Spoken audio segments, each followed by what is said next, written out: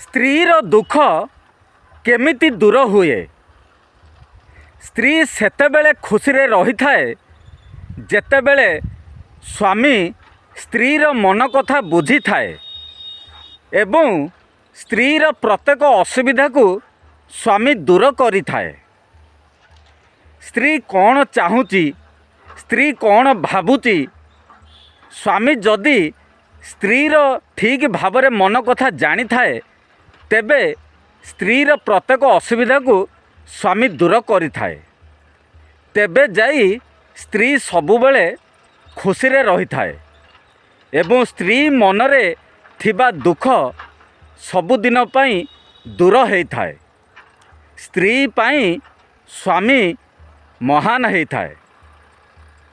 जदि स्वामी जनक स्त्रीर मन कथा न बुझी स्त्रीर प्रत्येक असुविधा को दूर न करी थाए तेबे स्त्री मनरे दुख आहुरी आगुक आगुक बढ़ी थाए।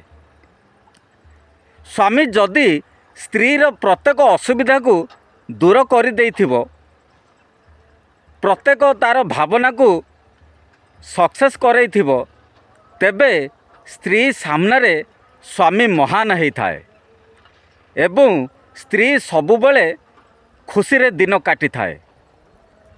स्त्री केबे भी दुख बोली जानी न थाए। सेथिपाई स्वामी ही स्त्रीर सबुकिछि दायित्व नेबा निहाती दरकार।